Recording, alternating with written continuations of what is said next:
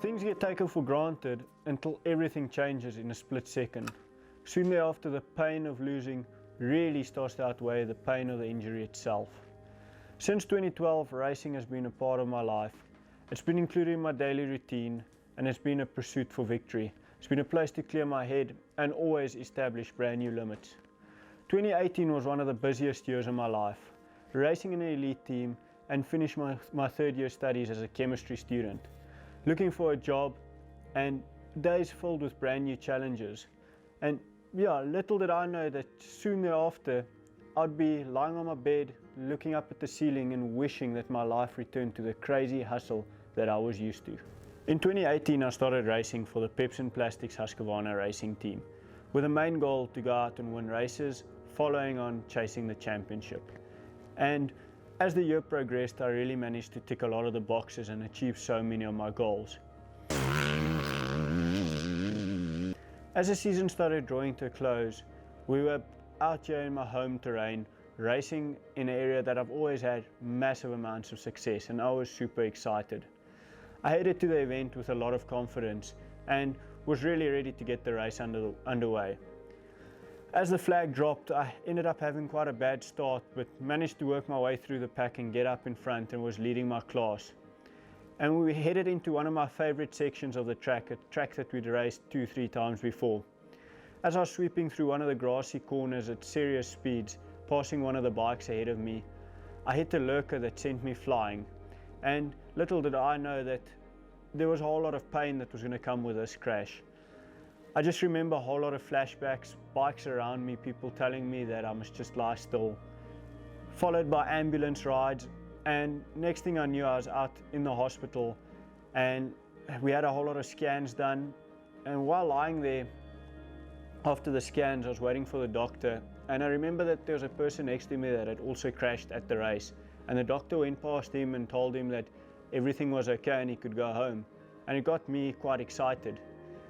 Straight after that, the doctor came past me and I thought, well, I mean, if that person's okay, I had some good positivity in my mind, and the doctor told me some dreaded news that I really did not expect.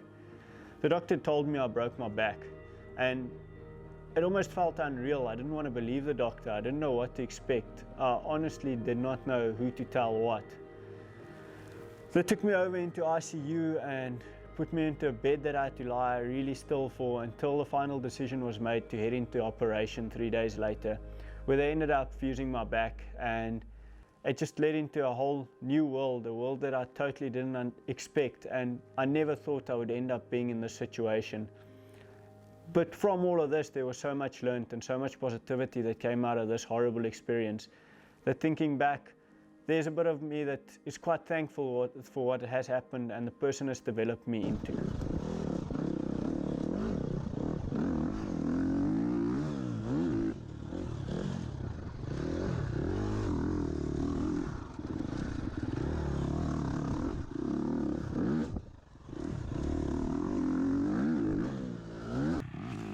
Waking up from the operation, I'd like to say I had a very strange feeling in my legs. But with everybody around me, I honestly had no feeling in my legs, and I didn't know how to bring that message across to them. After speaking to the doctor, he said that slowly that feeling would go away, and he was right, that slowly I started to gain a bit more feeling and started to feel what's going on around me. We slowly started walking, and 1 or 2 steps around my bed, followed on with a couple of steps down the aisle, and progressed into walking without any assistance. And these were really, really tough times, and it taught me that to overcome adversity, you really have to face those things that you're absolutely terrified and just face them head on, take them on and build from there. Many times I was worried to walk away from my bed because I'd get lightheaded and feel scared that I'm going to fall over.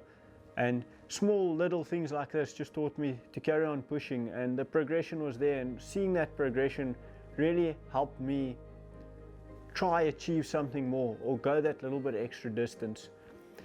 It was right over here that I realized that statement that everybody uses, mind over matter, yes, that's just so spot on, because positivity can really take you anywhere, and it really helps so much to just, whatever you face, keep that positivity in mind and push on from there. I remember the few days building up to when I decided to go riding bike again. The excitement of just getting back out on the bike, because I really feel there's no other feeling like that. But the nerves around the whole situation. It was, yes, like quite a roller coaster ride of what I was feeling and what I wanted to achieve. So why are we so happy? Because you get to ride a bike. Get to hang it loose. Why haven't you been riding bike? Ooh, say again? Why haven't you been riding bike? Because this idiot decided to break his back. Yeah. And they told me I'm not allowed to ride a bike. Stupid doctors. Yeah, you know. But now we get to ride.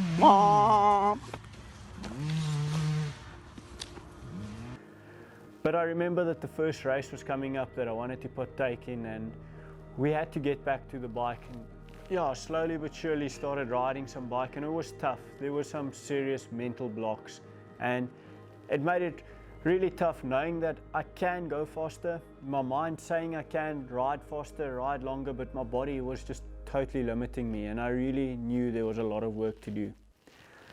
Headed into the first race, which was a really long race, and I was adamant I was going to finish this race. Starting off, we really rode well, but as the race progressed, I faded on, and it made things quite tough for me mentally.